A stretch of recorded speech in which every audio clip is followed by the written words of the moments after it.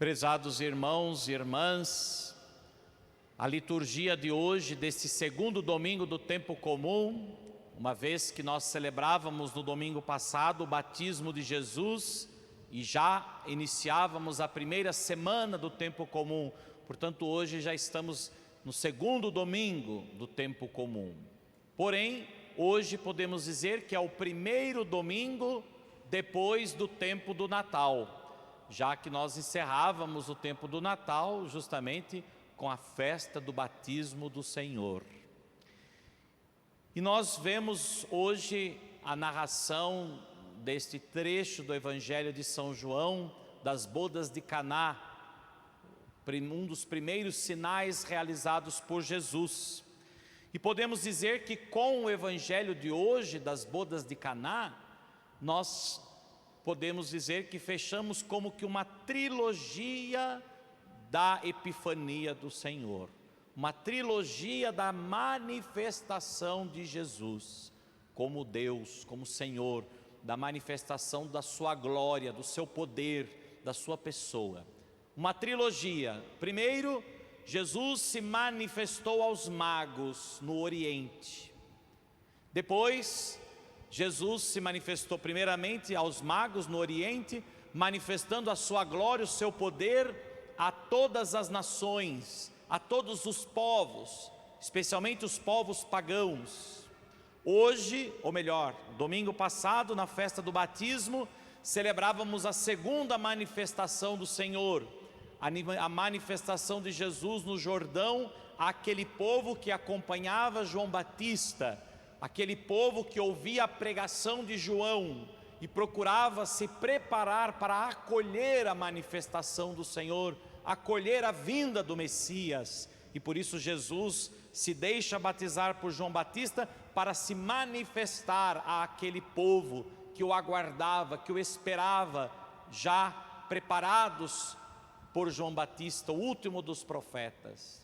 E hoje, a terceira manifestação de Jesus, como bem ouvimos no final do Evangelho, ele realizou o início dos sinais de Jesus, ele realizou em Caná da Galileia e manifestou a sua glória.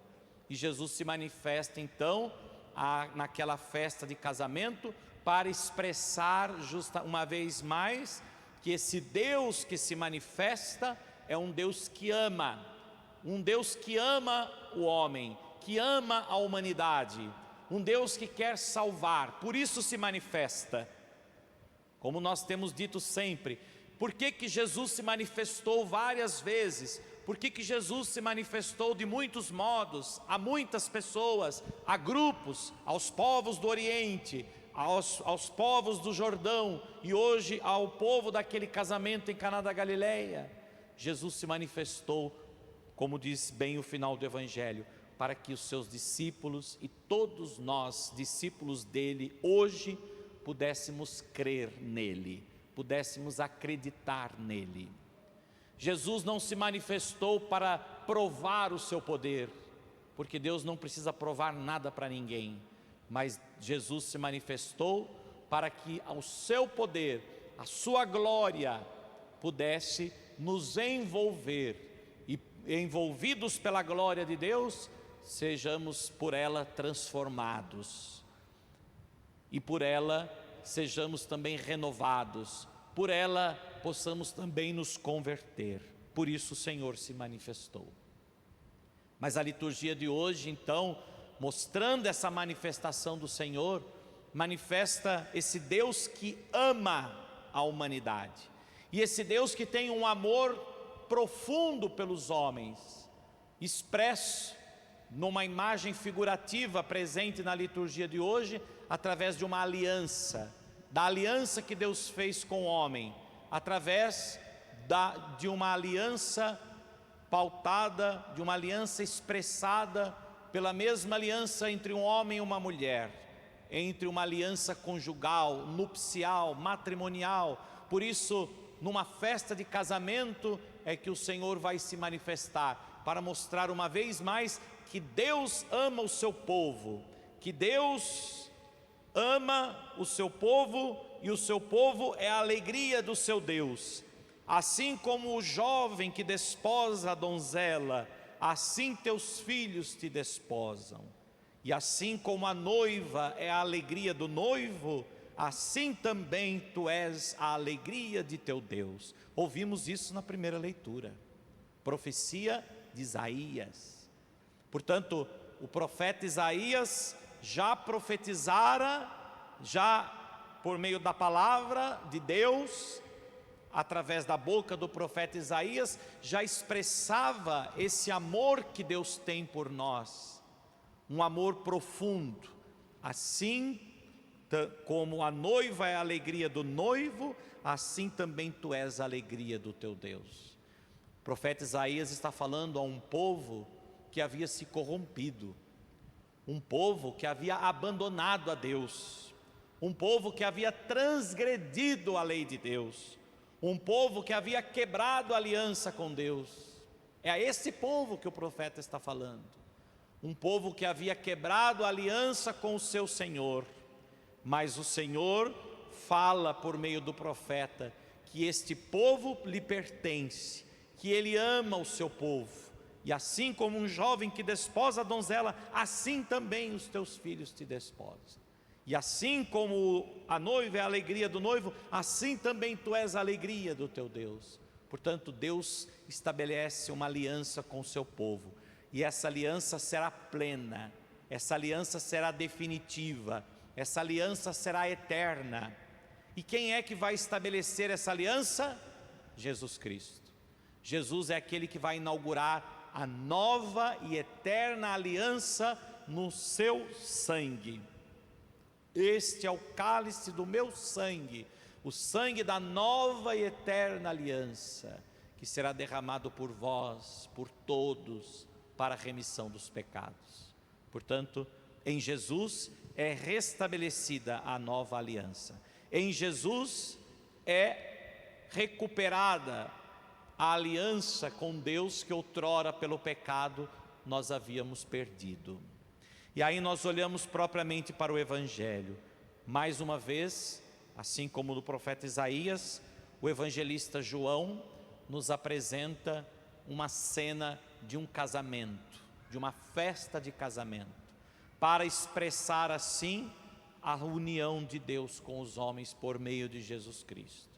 O evangelista São João, meus irmãos, ele não narra apenas fatos, acontecimentos, mas todo o evangelho de São João é como que uma catequese. João é aquele que ajudou a formar as primeiras comunidades cristãs.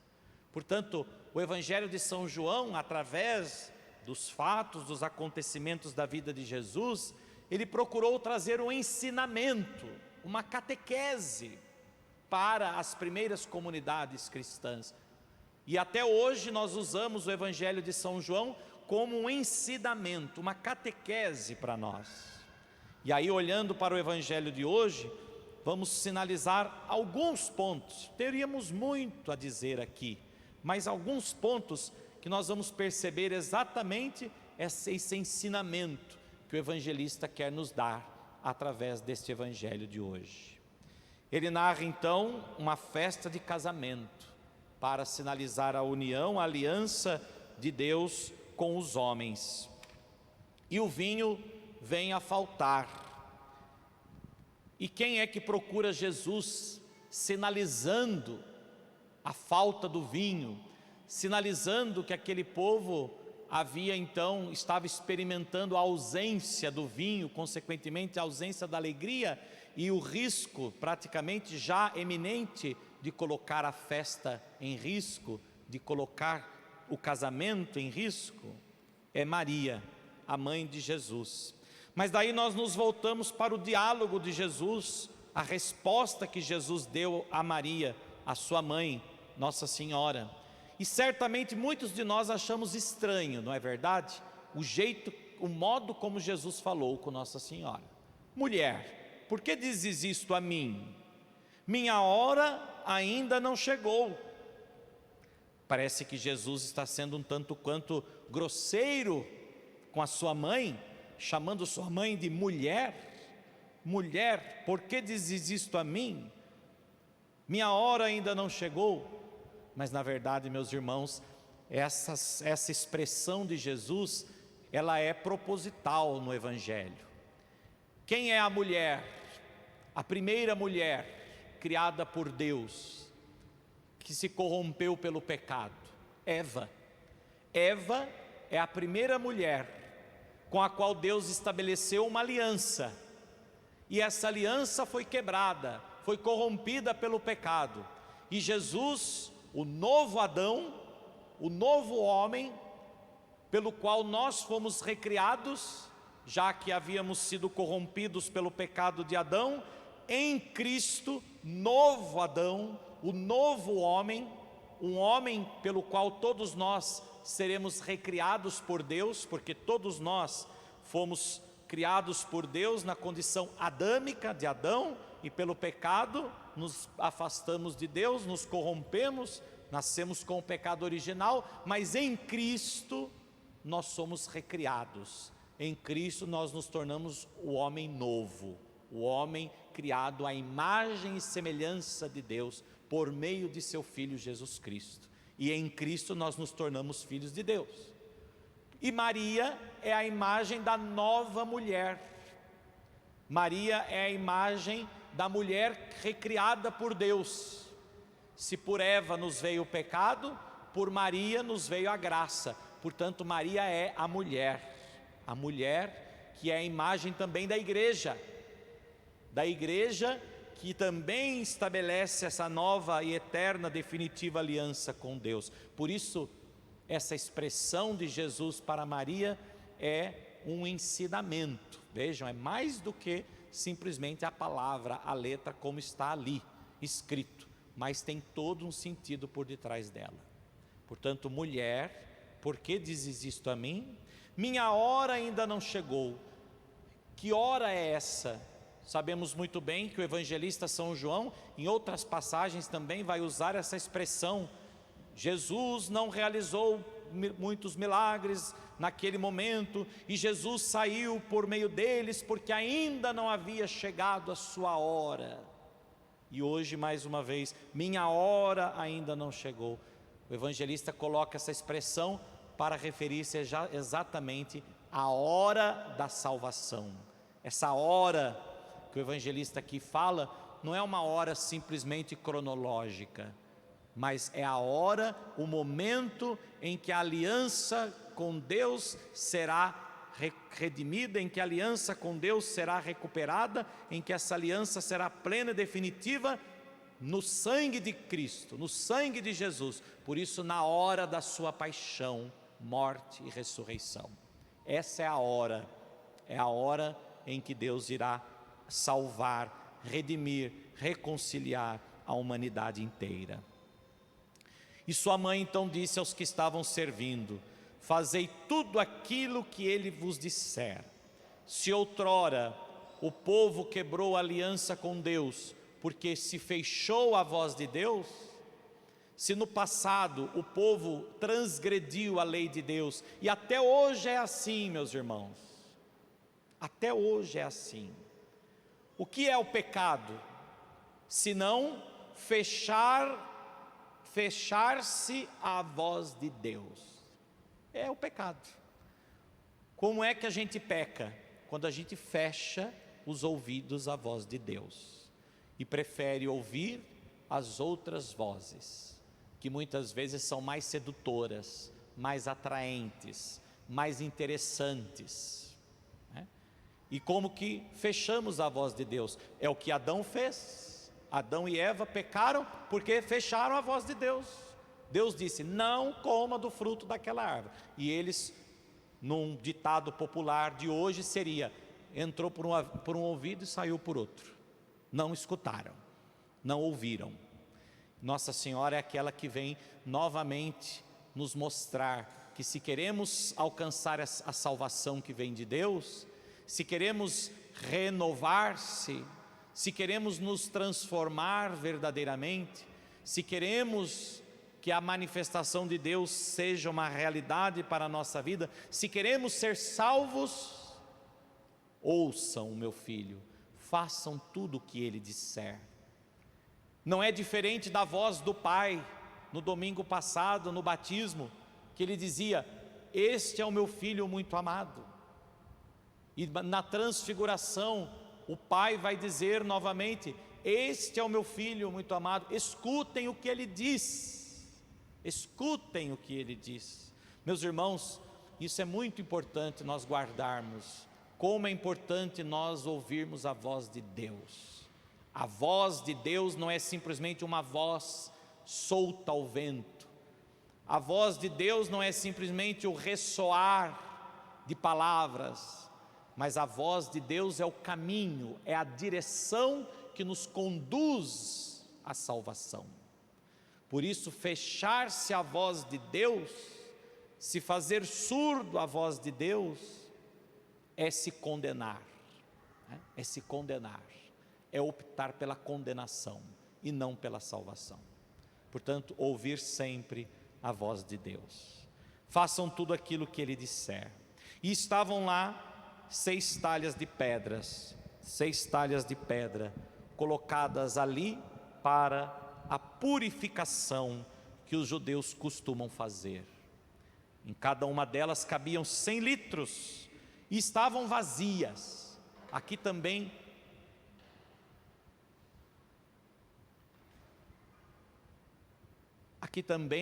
mais uma referência importante do evangelista São João, né? O número 7 na Bíblia é o número da perfeição, 7, e 6 simboliza a imperfeição. Portanto, haviam 6 talhas de pedras vazias, estavam vazias, e essas talhas de pedras serviam, bem disse o evangelista, para a purificação que os judeus costumavam fazer. O que era isso? Um ritual da religião antiga. E essa religião já não era suficiente para reconciliar os homens com Deus. Essa religião já não transmitia mais nada, estava vazia. Os rituais que eram feitos já não eram suficientes para unir o povo a Deus, para unir as pessoas a Deus. E o que é que Jesus faz? Jesus pede que encha até a boca. Interessante isso, o evangelista dizer, encheram-nas até a boca. Por que ele usou essa expressão? Para dizer, encheu até a boca, transbordou. A graça de Deus é transbordante na nossa vida. O Senhor vem para preencher o vazio da nossa existência, porque muitas vezes nós procuramos nas coisas do mundo a nossa realização, a nossa saciedade, e não encontramos. Muitas vezes nos sentimos ainda vazios, porque na verdade, nem mesmo um culto só pautado pelas leis, pelas regras, não é suficiente para nos saciar. O que nos sacia é a graça de Deus, o que nos sacia é Jesus, e por isso encheram aquelas talhas até a boca, ao ponto de transbordar. É a graça de Deus que transborda a vida do homem, e aquela água então se transformou, pela manifestação de Jesus, em vinho novo, em vinho saboroso, a ponto de o mestre Sala mandar chamar o noivo e dizer, o que é isso? Um vinho bom? O melhor vinho? Todo mundo serve primeiro o vinho bom, o vinho melhor, e quando as pessoas já estão embriagadas, serve o vinho menos bom, mas tu guardaste o vinho melhor até agora, porque na verdade a religião do passado, os rituais do passado não eram suficientes para que o povo se transformasse. Era o que acontecia com os judeus. Também não é muito diferente de hoje. Às vezes nós somos apenas meros cumpridores da religião, e esse mero cumprimento da religião não sacia, esse mero cumprimento da religião não transforma, não converte. Cuidemos disso. Às vezes a gente acha que tem que cumprir as leis. Não, a lei deve nos levar ao cumprimento. A lei deve nos levar a uma união, a uma comunhão com Deus, as normas, as leis da religião, porque a religião em si, a própria palavra religião vem do latim religare, a religião é para nos unir a Deus, nos ligar a Deus, e é exatamente aquilo que a cena do Evangelho nos mostra. Vejam, a cena do Evangelho mostra justamente que foi um vinho novo, um vinho tão saboroso, um vinho que jamais havia sido experimentado. É Jesus esse vinho novo, essa grande novidade que Jesus vem trazer, e por isso eles experimentam esse vinho novo que é Jesus e se deixam transformar por ele. E como eu disse, a religião antiga, como até hoje, a prática da religião por ela mesma, ela não salva. A religião nos conduz à salvação, é bem diferente.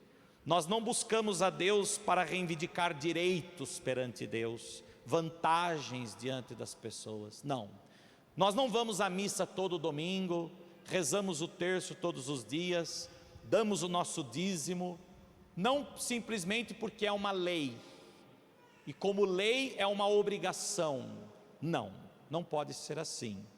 Nós vamos à missa a cada domingo, nós participamos do nosso dízimo, nós rezamos o nosso terço, nós praticamos a nossa religião, porque nós queremos estar com Jesus, nós queremos nos deixar transformar por Jesus, nós queremos estar unidos a Jesus, nós queremos estabelecer comunhão com Jesus. É isso, meus irmãos, a grande diferença, o grande diferencial que Jesus veio trazer, é justamente isso. A religião antiga já não era suficiente. Por quê? Porque se prenderam muito às regras, simplesmente por elas mesmas, e a regra por ela mesma é vazia, mas a regra, a lei, as orientações, os mandamentos, quando eles são inspirados e motivadores para nos levar até Jesus, então sim, nós vamos à missa todos os domingos, não porque é uma obrigação, porque é uma lei, mas nós vamos à missa todo domingo porque nós desejamos encontrar com Jesus, porque nós desejamos beber desse vinho novo que é Jesus Cristo. Nós damos o nosso dízimo não porque é uma obrigação, uma lei, mas porque o dízimo é a expressão do nosso reconhecimento. Portanto, todos nós damos o dízimo porque reconhecemos que tudo que temos vem de Deus, e é uma forma de expressar a nossa gratidão a Deus, e assim as práticas religiosas que nós fazemos. Portanto, cuidemos para não praticar uma religião vazia, mas procuremos praticar a verdadeira religião, que nos leva a Deus, que nos une a Deus, que nos transforma verdadeiramente, que nos converte a cada dia, e que nos une a Jesus cada dia mais. Os seus discípulos creram em Jesus, que nós também possamos crer em Jesus e nos deixarmos transformar por Ele, a fim de que um dia possamos experimentar essa alegria eterna que só Jesus pode nos proporcionar, e assim, transformados por Ele, possamos estar em plena comunhão com Ele, já agora e um dia por toda a eternidade. Assim seja. Amém.